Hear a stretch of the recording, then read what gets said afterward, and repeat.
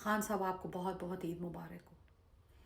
ईद मुबारक कहना एक हमारा दीनी फरीज़ा है और अल्लाह ताला की तरफ से ये एक बहुत बड़ी नेमत है जो रमज़ान के बाद ईद की शक्ल में तमाम मुसलमानों को एक खुशी के तौर पे अता की गई है। लेकिन जिस तरह के पाकिस्तान में हालात हैं, फिस्तायत है, ज़बरदस्ती है, जुल्म है, बर्बरियत है, खौफ है, डर है, और जिस तरह से आपको नाहक और नाजायज़ 3 साल से कैद में बंद रखा गया है, बावजूद इसके कि तमाम केसेस में आपके ऊपर कोई जुर्म साबित नहीं हुआ, बावजूद इसके कि आपने कोई करप्शन नहीं की, बावजूद इसके कि आप एक सच्चे ईमानदार और एक मुखलिस इंसान हैं, फिर भी आपको पाबंद सलासल रखा गया। क्यों? क्योंकि इस वक्त मुल्क के ऊपर चोरों, डाकुओं, लुटेरों, मुस्लिम लीग, नेतन्याहू नवाज का गलबा है, जरदारी बीमारी फिरौन नुमा डाकू का गलबा है, फजलू डीजल डम्स्टर का गलबा है और तमाम छोटी बड़ी चिंदी चोर जमातों को फार्म 47 रातों रात छपवा के मुल्क के ऊपर नाफिज किया गया है, बल्कि मुल्क के ऊपर इस लानत को फैलाया गया है।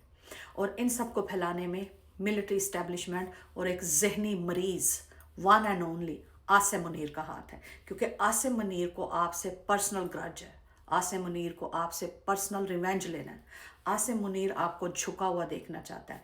वो एक बहुत ही कम ज़र्फ़ और छोटे दिमाग का आदमी है और अपनी ज़ाती अना की जंग में उसने आपको झुलसाया हुआ है, बल्कि झोंका हुआ है।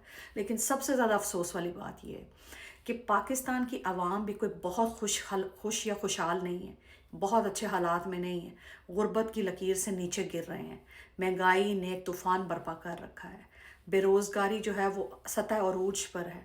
उसके अलावा मुल्क में इंसाफ नाम की तो चीज़ ही कोई नहीं है। अदालतें और जजेस इंसाफ देने से कासिर है। कोई हक सच की बात करे या हक का बोलबाला करने की कोशिश करे, उसको अगवा करके जेल में डाल लेते हैं।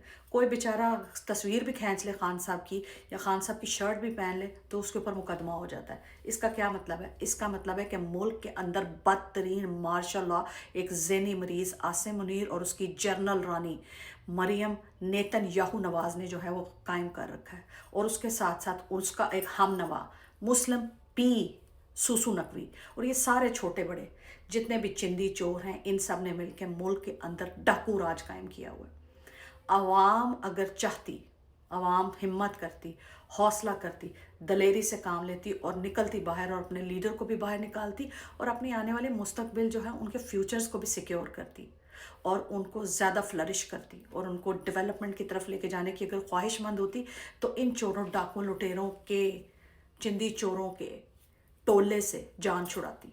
लेकिन आवाम भी जितनी बार बार निकली है उसको मसला गया है, उसको कुचला गया है, मशीन गनें उन पर चलाई गई हैं, स्नाइपर से गोलियां मरवाई गई हैं, उनकी बॉडियों को तेज़ाबों में घुलवाया गया है, भाइयों, बेटों और बापों को घरों से उठवाया गया है, बहनों और बेटियों की और माओं की जो है गिरेबान उसको चाक किया गया, उनके सरों से उनकी चादरें खींची गई हैं, उनके बाल नोचे गए हैं। ये मुसलमान मुल्क हमारा जो है पाकिस्तान, एक्चुअली ये इस्लामी जमहूरिया पाकिस्तान नहीं है। ये पाकिस्तान तो है, लेकिन इसका नाम मैं समझती हूँ होना चाहिए इस्लामी, नहीं इस्लामी भी नहीं रहा, लिबरल मकबूजा फ़ौजिस्तान पाकिस्तान, क्योंकि इस के ऊपर लिबरल्स का, फ़ौजियों का कब्ज़ा है, तो लिहाजा ये लिबरल्स मकबूजा फ़ौजिस्तान पाकिस्तान है। क्योंकि आम आवाम जिसको चुनती है, जिसको वोट देती है, जिसको इलेक्शन में जितवाया, वो तो जेल में बैठा हुआ है, और जिनको एक वोट नहीं मिला वो वज़ीर आज़म, वज़ीर आला पंजाब, गवर्नर सिंध और पता नहीं क्या क्या बन के बैठे हुए हैं। और ये आपकी हमायत, आपकी सरपरस्ती और आपकी रजामंदी से हो रहा है। तो इसका मतलब है जो इन चोरों को लाने वाला है वो खुद सबसे बड़ा चोर है, लिहाजा आप सबसे बड़े चोर हैं और आपकी जमात भी सबसे बड़ी चोर है, जो मुल्क की हिफाजत का हल्फ तो उठाती है लेकिन मुल्क को बर्बाद करने का फ़र्ज़ निभाती है। जी जी, वन एंड ओनली ज़हनी मरीज़ आसिम मुनीर की बात कर रही हूँ। और DGISPR साहब, आप उनके आने कहने पे आ जाते हैं प्रेस कॉन्फ्रेंस करने, और फिर बाद में आवाम को आपकी गुफ्तगू से, आपकी तकरीर से ना सिर्फ गुस्से का इजहार करना पड़ता है, बल्कि मायूसी का भी इजहार करना पड़ता है, क्योंकि जो आप बातें करते हैं ना, वो आपके ओहदे और आपकी शख्सियत को सूट नहीं करती। लिहाजा आप किसी का बताया हुआ स्क्रिप्ट याद करके आके तो पढ़ देते हैं, लेकिन वो स्क्रिप्ट बिल्कुल गलत है। उससे आपका वक़ार नहीं बढ़ता, बल्कि आपका वक़ार मज़ीद नीचे गिरता है, और पता चलता है कि आप किस मेंटालिटी के इंसान हैं और आप कितने मुल्क से वफ़ादार हैं या कितने मुल्क से वफ़ादार नहीं हैं, वो भी सब ज़ाहिर हो जाता है। बहुत अफसोस वाली बात है कि ईद की नमाज़ पढ़ना हर मुसलमान का दीनी फ़र्ज़ है, और ख़ान साहब इतने बड़े लीडर, इतने बड़े रहनुमा, ex prime minister of Pakistan, Pakistan के लिए क्या कुछ नहीं किया उन्होंने, और उन्हें ईद की नमाज़ आपने नहीं पढ़ने दी गई, बल्कि आम कैदी को भी इजाज़त होती है कि वो नमाज़ पढ़े और ईद की नमाज़ भी पढ़े।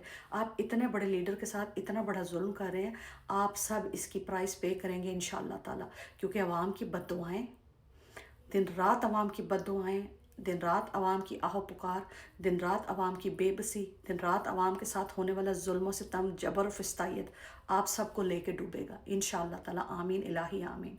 बहुत शुक्रिया वंस अगेन तमाम पाकिस्तानियों को, तमाम मुस्लिम उम्मा को जहाँ कहीं भी हैं, मेरी तरफ से, मेरी फैमिली की तरफ से बहुत सारी ढेरों ईद की खुशियाँ मुबारक हो। खुश रहें, आबाद रहें, सलामत रहें अपनी फैमिलियों के साथ। हम सबको अल्लाह ताला ऐसी ढेरों लाखों करोड़ों खुशियों भरी ईदें देखने नसीब फरमाएं। आमीन सुम्मा आमीन। बहुत शुक्रिया। Take care. अस्सलाम वालेकुम। अल्लाह हाफिज़।